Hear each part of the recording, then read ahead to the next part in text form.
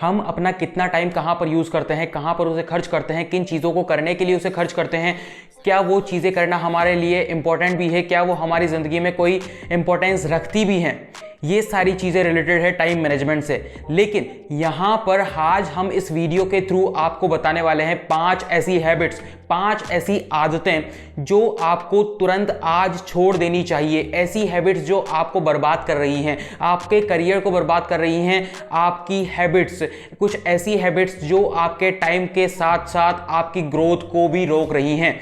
यहाँ पर कुछ ऐसी हैबिट्स हम बात करने वाले हैं, कुछ ऐसी 5 हैबिट्स की हम बात करने वाले हैं जो कि आज अगर आप उनको इंप्लीमेंट करने की शुरुआत करेंगे, अगर आज आप उन पर रोक लगाने की शुरुआत करेंगे, तो आने वाले कुछ ही महीनों में आप उनसे पूरी तरह से छुटकारा पाएंगे और वहां पर आपको अपनी ही जिंदगी में बहुत सारी ग्रोथ देखने को मिलेगी, क्योंकि ये हैबिट्स आपका बहुत सारा टाइम खींचे ले जा रही है और आपको पता नहीं चल रहा कि मेरा दिन कब शुरू होता है और कब खत्म होता है, और फिर आप बहुत ज्यादा गिल्टी फील करते हैं। Now we will talk about the 5 habits, 5 time killing habits. Okay, so first one is going to be multitasking. एक ऐसी चीज, मल्टीटास्किंग होती क्या है? मल्टीटास्किंग यानी आप काफी सारे काम एक बार में काफी सारे काम को करने की कोशिश करते हैं। This is called multitasking. Multitasking बहुत बुरी हैबिट है जो कि बहुत ज्यादा लोगों के अंदर पाई जाती है। काफी सारे लोग होते हैं जो काफी सारे कामों को एक साथ करने की कोशिश करते हैं और फिर उनका कुछ नहीं होता, उनका एक काम तक नहीं चलता। ठीक है, काफी सारे लोग होते हैं जो काफी सारे टास्क को, काफी सारे लोगों को एक साथ हैंडल करने का सोचते हैं, लेकिन फिर उनसे होता कुछ नहीं, उनकी रिलेशनशिप्स खराब हो जाती हैं। काफी सारे लोग होते हैं जो अपनी स्टडीज के साथ में काफी अलग अलग तरह के टास्क जोड़ लेते हैं और फिर ना तो उनकी स्टडीज अच्छे से हो पाती हैं, ना बाकी के टास्क अच्छे से हो पाते हैं। जब आप ऑफिस में बैठे हैं, आपके बॉस ने आपको एक प्रोजेक्ट दिया है, आप प्रोजेक्ट पर काम कर रहे हैं, साथ में आपकी गर्लफ्रेंड का फोन आता है, आप अपनी गर्लफ्रेंड से 1 घंटे तक बात कर रहे होते हैं, तो ना तो आपका प्रोजेक्ट ढंग से होगा, ना उनसे ढंग से बात होगी। अगर आपका प्रोजेक्ट बिगड़ गया तो आपकी नौकरी पर बन सकती है, और आपकी गर्लफ्रेंड बिगड़ गई तो फिर आपको पता है कि क्या हो सकता है। उसी तरह से जब आप एक स्टूडेंट हैं और अपनी पढ़ाई कर रहे हैं, पढ़ाई करते करते आपके पास एक नोटिफिकेशन आती है फोन की। अब आप अपने दोस्त के साथ में चैट भी कर रहे हैं, आप साथ में पढ़ाई भी कर रहे हैं, आप उसको मैसेज कर रहे हैं, वो आपका रिप्लाई कर रहा है, साथ में आप पढ़ाई भी कर रहे हैं। तो इस तरह से ये जो मल्टीटास्किंग है बहुत ज्यादा खतरनाक हो सकती है। हो सकता है आपको अभी वो चीज पता नहीं लग रही हो, लेकिन ये आपकी प्रोडक्टिविटी को तो घटाती ही घटाती है, साथ में बहुत ज्यादा चीजों को ये स्लो कर देती है और आपका टाइम बहुत ज्यादा किल होता है। यहां पर इसे रोकने का सबसे बढ़िया तरीका क्या है? यहां पर काफी सारे रूल्स है, काफी सारे स्ट्रेटेजीज है, काफी सारे टिप्स है मल्टीटास्किंग को किस तरह से रोका जाए। लेकिन सबसे बढ़िया तरीका मेरे हिसाब से मल्टीटास्किंग को रोकने का यह है कि आपको एक चीज पर फोकस करना होगा, आपको एक चीज पर फोकस करना सीखना पड़ेगा। आपको धीरे धीरे जो चीज इंपॉर्टेंट है आपके लिए, उन चीजों को, और जिन चीजों को आप डेलीगेट कर सकते हैं, इग्नोर कर सकते हैं, उन चीजों में डिफरेंस ढूंढना होगा। अगर आपको पता है कि मेरे लिए भी ये प्रोजेक्ट इंपॉर्टेंट है, इस कॉल को मैं बाद में भी उठा सकता हूं, या फिर इस कॉल को मैं 5 मिनट में खत्म कर सकता हूं, तो आपके लिए प्रोजेक्ट इंपॉर्टेंट है, आपको उस प्रोजेक्ट पर काम करना है। This is the thing. Multitasking को आप इस तरह से नेग्लेक्ट कर सकते हैं, इग्नोर कर सकते हैं, या फिर धीरे धीरे कम कर सकते हैं, जो कि आपके लिए बहुत बहुत आसान होने वाला है और साथ में बहुत ज्यादा प्रॉफिटेबल भी होने वाला है। Now we will talk about the second thing, which is procrastination. Procrastination हम सब लोग करते हैं। कुछ लोग बहुत ज्यादा प्रोक्रास्टिनेट करते हैं, कुछ लोग बहुत कम प्रोक्रास्टिनेट करते हैं। हम जिन लोगों के बारे में ये कहते हैं कि वो यार बहुत ज्यादा आलसी पर्सन है, वो बहुत ज्यादा काम नहीं करता है, वो हर चीज में बहाने बनाता है, दिस इज कॉल्ड प्रोक्रास्टिनेशन। हर एक प्रोक्रास्टिनेशन मतलब होता है उस चीज को टाल देना। ये कहना कि यार मैं इस चीज को कल करूंगा, यार मैं इस चीज को थोड़ी देर बाद करूंगा, या मैं इस चीज को सुबह करूंगा, या फिर इस चीज को शाम को करूंगा, तो वो अपने काम को अपने काम में टाल लगाता है। This is called procrastination.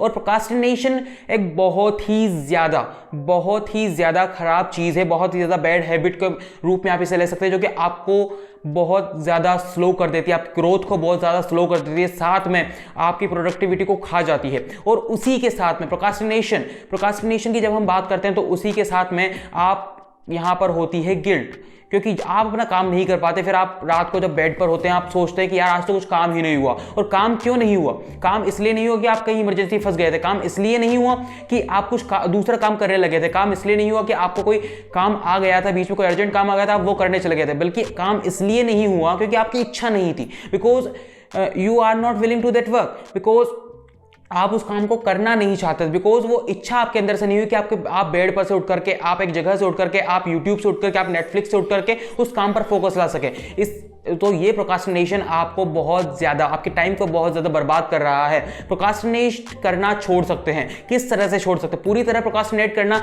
एक बहुत ही डिफिकल्ट प्रोसेस है, लेकिन आप इसे जितना हो सके उतना ज्यादा कम कर सकते हैं। प्रोक्रास्टिनेशन को छोड़ने का सबसे बढ़िया तरीका क्या है कि ये पता होना चाहिए आपको कि उस काम को करने के पीछे का रीजन क्या है, उस काम को करने के पीछे का कारण क्या है। अगर आप पढ़ रहे हैं तो आप खुद को एक ठोस रीजन दीजिए कि अगले महीने मेरे बोर्ड से अगर मैं पढ़ूंगा नहीं तो हो सकता है मैं फेल हो जाऊं, हो सकता है मेरे मार्क्स बहुत कम आए, हो सकता है मैं उस सब्जेक्ट में, जिस सब्जेक्ट में बहुत ज्यादा कमजोर हूं वहां पर मैं फेल हो जाऊं। तो एक ठोस रीजन आपको मिला है कि आपको क्यों पढ़ना है। इसी तरह से जब आपको कोई काम करना है, जब आपको कोई काम याद आ रहा है, और प्रोक्रास्टिनेशन के बचने का एक शानदार टिप है। वो टिप क्या है? आप कहीं बैठे हैं अपने कंफर्ट जोन में, आप नेटफ्लिक्स देख रहे हैं, आपको यूट्यूब देख रहे हैं, आप ऐसे ही पड़े हुए हैं, ठीक है। नाउ अब आपको कोई चीज याद आती है, आपको एक काम याद आता है जो कि इंपॉर्टेंट है, ठीक है। अब आप 5, 10, 15 सेकंड के अंदर आप खुद को, क्योंकि आप कंफर्ट जोन में, तो आपका माइंड आपको सिग्नल देता है कि यार इस काम को मैं बाद में कर सकता हूं, या फिर इस काम को मैं थोड़ी देर बाद करूंगा, इस काम को मैं 2 घंटे बाद करूंगा, ठीक है। उससे पहले आपका माइंड आपको ये सिग्नल दे, उससे पहले 5 सेकंड रूल को अप्लाई करना है। 5 सेकंड रूल क्या है? कहता है जैसे ही आपके जहन में वो काम आया है, आपको तुरंत उस कंफर्ट जोन से उठ करके उस काम से रिलेटेड कोई भी एक्टिविटी कर देनी है। आपके जहन में आया मुझे ये चीज पढ़नी है। अगर आप वही चीज सोचते रहेंगे तो 30 सेकंड बाद आपके जहन में ये आएगा कि यार इस चीज को मैं बाद में भी पढ़ सकता हूं। लेकिन जैसे ही आपके जहन में आया कि मुझे पढ़ना है और 5 सेकंड में आपने उठ करके अपनी बुक खोली, तो यहां पर आपने प्रोक्रास्टिनेशन को मात दी है।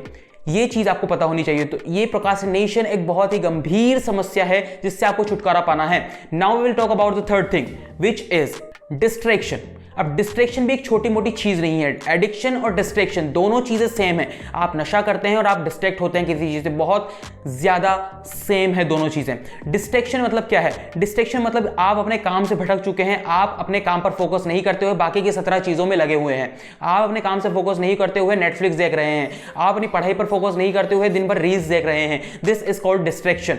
अब डिस्ट्रैक्शन यहां पर आज की जब हम बात करें तो काफी ज्यादा लोग, मतलब मेजोरिटी डिस्ट्रैक्शन का कारण हो जाता है सोशल मीडिया या फिर अपना मोबाइल फोन, या फिर काफी ज्यादा लोग डिस्ट्रैक्ट होते हैं कई और चीजों से। रिलेशनशिप हो गई या हम बात करें, या फिर गेम्स हो गए, काफी सारी ऐसी चीजें हैं जो उनकी लाइफ में इंपॉर्टेंस नहीं रखती उस वक्त, लेकिन हम फिर भी वो चीजें कर रहे हैं क्योंकि हमें उस अलग चीज, जिस चीज पर हमें फोकस होना चाहिए उस पर हमारा फोकस नहीं है, और हमें शायद वो चीज पसंद भी नहीं है। पढ़ना किसे पसंद है? पढ़ना किसे ही पसंद नहीं है। इस वजह से हमारा सबकॉन्शियसली हमारा माइंड, जब हमारी फोन की नोटिफिकेशन बजती है, जब हम पढ़ते हुए, तो हमारा हाथ तुरंत अपने फोन की तरफ चला जाता है और हम फोन की नोटिफिकेशन चेक करने लगते हैं। उसके बाद हमारे 2 घंटे इंस्टाग्राम रील्स में या व्हाट्सएप चैट में कब निकल जाता है हमें पता नहीं चलता, है ना। तो इससे कहते हैं डिस्ट्रैक्शन। नाउ डिस्ट्रैक्शन से बचने का उपाय क्या है? डिस्ट्रैक्शन से बचने का उपाय भी यही है कि आपको वो काम क्यों करना है उसके पीछे एक ठोस रीजन पता होना चाहिए, प्लस आप जितने कम हो सके उतने कम डिस्ट्रैक्शंस को फॉलो कीजिए। आपको डिस्ट्रैक्शन को फॉलो करना ही नहीं है, आपको डिस्ट्रैक्शंस को इग्नोर करना है, उनको नेग्लेक्ट करना है। ये चीज आपको थोड़ा सा सेल्फ अवेयर होने की जरूरत है। अगर आप थोड़ा सा सेल्फ अवेयर हैं तो आपके डिस्ट्रैक्शन आपके ऊपर हावी नहीं होंगे। Now we will talk about the 4th time killing habit which is not planning the task. अब जब आपको पता ही नहीं है कि आपको पूरे दिन में क्या क्या काम करने हैं, क्या क्या चीजें करनी है, किस तरह से आपका दिन बीतेगा, किस तरह से आपका कैलेंडर है बना हुआ है, कि आपने टू डू लिस्ट बनाई ही नहीं है, कि आपने स्केड्यूल बनाया ही नहीं है, तो आपको आपका फ्यूचर नहीं पता। आपको नहीं पता कि आज आने वाले 24 घंटों में मुझे क्या करना है, अगले आने वाले 1 हफ्ते में मुझे क्या करना है। तो जब आपको आपके टास्क ही पता नहीं है तो आपका टाइम तो बेकार की चीजों में जाने ही वाला है। आपको नहीं पता चलेगा कि आप कब उठे थे, कब आपने क्या चीज की थी और कब आप सो गए थे, आपको पता भी नहीं चलेगा, ठीक है। टाइम किलिंग हैबिट का सबसे बड़ा एक ये भी दुख है कि आप अपनी टास्क को प्लान नहीं करते, आप अपने टाइम को प्लान नहीं करते, आप अपने टाइम को ढंग से मैनेज नहीं कर पाते। टाइम को मैनेज करने के लिए टू डू लिस्ट किस तरह से बनानी है, किस तरह से अपने टाइम को मैनेज करना है, वो सारी वीडियोस हमने बनाई हुई हैं, आप उनको आई बटन में जाकर के देख सकते हैं। लेकिन यहां पर अपने टाइम को मैनेज करना, एक टाइम को मैनेज करना टू डू लिस्ट के थ्रू, अपने टाइम को मैनेज करना कैलेंडर्स के थ्रू, अपने टाइम को मैनेज करना स्केड्यूलिंग के थ्रू, रिमाइंडर्स के थ्रू, अलार्म्स के थ्रू, बहुत ज्यादा जरूरी हो जाता है। अगर आप अपने टास्क को प्लान नहीं कर पाते, अगर आपको ये नहीं पता कि मुझे 12 बजे संडे को करना क्या है, मुझे मंडे को 2 बजे करना क्या है, अगर आपको ये नहीं पता कि मुझे आज दिन में 10 काम करने हैं, जिनमें से 5 ये इंपॉर्टेंट है, ये मुझे सबसे पहले निपटाने हैं, तो बहुत ज्यादा दिक्कत हो जाती है आपकी लाइफ में, और उसी वजह से आप बहुत ज्यादा प्रोडक्टिव नहीं हो पाते, आपके काम बहुत ज्यादा नहीं हो पाते। और इस चीज से बचने का एक ही उपाय है कि आपको टू डू लिस्ट बनानी है, आपको स्केड्यूलिंग बनानी है, आपको कैलेंडर बनाना है और उस पर टिके रहना है। ये चीज होती है time killing habit number 4। Now we will talk about the time killing habit number 5, which is non productive task पर बहुत ज्यादा ध्यान देना।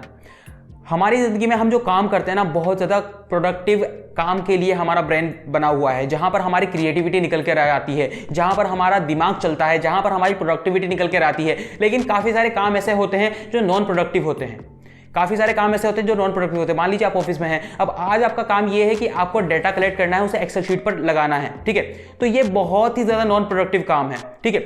यहां पर आपका दिमाग लगाने की जरूरत नहीं पड़ रही, ये चीज मशीन्स भी कर सकती हैं, या फिर ये चीज को आप डेलीगेट कर सकते हैं, किसी और को दे सकते हैं, लेकिन आप इस चीज को इग्नोर नहीं कर सकते क्योंकि वो काम आपके पास आया है। तो नॉन प्रोडक्टिव काम, जबकि आपके पास 2-4 काम ऐसे हैं जो प्रोडक्टिव हैं, जिनमें आपको दिमाग लगाने की जरूरत होती है, जिनमें आपको काम करने की जरूरत होती है। अगर आप कॉलेज में हैं, आपको इंडियन एजुकेशन सिस्टम के बारे में पता है, अब आपको वहां पर प्रैक्टिकल फाइल्स बनानी है, तो प्रैक्टिकल फाइल्स आप लिखने बैठेंगे तो कितना सारा टाइम लगेगा। वहीं आप किसी और से वो चीज करवा सकते हैं, बिकॉज ये चीजें कहीं आगे आपको काम नहीं आ रही। अगर आप एक नॉर्मल कॉलेज से हैं, अगर आप एक नॉर्मल इंस्टीट्यूशन से पढ़ रहे हैं, तो ये चीजें आपको आगे काम नहीं आने वाली कहीं भी। तो आप वही प्रैक्टिकल फाइल किसी और से बना सकते हैं, वो आपके लिए अनप्रोडक्टिव या नॉन प्रोडक्टिव काम हो जाता है।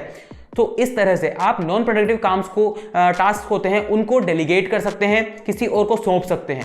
कुछ ऐसे टास्क हो गए जिन्हें आप डिलीट कर सकते हैं और डिलीट करें, लेकिन अगर कुछ ऐसे टास्क हैं जो करना आपको ही पड़ेगा, आप उन्हें डेलीगेट नहीं कर सकते, वो आपका काम है, भले ही नॉन प्रोडक्टिव है, तो आप उनके लिए अलग स्लॉट बना सकते हैं। आप उनको उस टाइम में करने की कोशिश कीजिए जब आप लेजी फील करते हैं, या फिर जब आप नॉन प्रोडक्टिव फील करते हैं। एक ऐसा वक्त होता है दिन में, कुछ घंटे ऐसे होते हैं जहां पर आपका दिमाग कम काम करता है, या फिर चलना बंद होता है, या फिर आप उस वक्त में लेजी फील करने लगते हैं। उस वक्त में, उस स्लॉट में आप उन कामों को डालिए, उन टास्क को आपको उस स्लॉट में करना है। ये एक बढ़िया उपाय हो जाता है नॉन प्रोडक्टिव टास्क को फॉलो करने का और इस हैबिट से छुटकारा पाने का, इस हैबिट को बहुत कम करने का। ये जो 5 हैबिट्स हैं जिनकी आज हमने बात की, ये 5 हैबिट्स को अगर आप आज से छोड़ना चाहते हैं, अगर छुटकारा पाना चाहते हैं, तो इनकी सॉल्यूशन भी हमने बात की। और इनके सॉल्यूशन की जब हमने बात की तो हमने ये भी देखा कि यहाँ पर काफी अच्छे सॉल्यूशन निकल के आते हैं जो कि आपको अपनाना चाहिए अपने टाइम को मैनेज करने के लिए।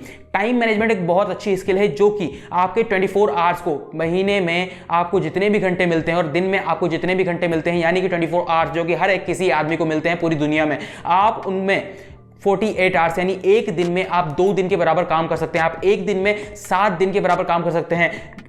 चीजें ये नहीं है कि आपको मेहनत कितनी करनी, चीजें ये है कि आप अपना टाइम किस तरह से मैनेज करते हैं। चीजें ये नहीं है कि आप उस टाइम को किस तरह से मैनेज करते हैं, चीजें ये है कि आप उस टाइम को कितनी एफिशिएंसी के साथ में, कितनी प्रोडक्टिविटी के साथ में मैनेज कर पाते हैं। और यही होती है टाइम मैनेजमेंट का आर्ट। टाइम मैनेजमेंट के ऊपर हमारे ये पूरे कोर्सेज जो कि लिस्ट आपको, प्लेलिस्ट आपको यहाँ पर फर्स्ट लिंक डिस्क्रिप्शन में प्लेलिस्ट की देखने को मिल जाएगी, ऊपर आई बटन में आपको देखने को मिल जाएगी, और यहाँ पर एंड स्क्रीन में आपको टाइम मैनेजमेंट कोर्स की प्लेलिस्ट देखने को मिल जाएगी, जिसके पूरे कोर्स आपको देखने हैं, पूरे वीडियोस आपको देखने हैं, पूरे एपिसोड्स आपको देखने हैं। उसके बाद हम मिलते हैं आपसे ऐसे ही ढंग से वीडियो में।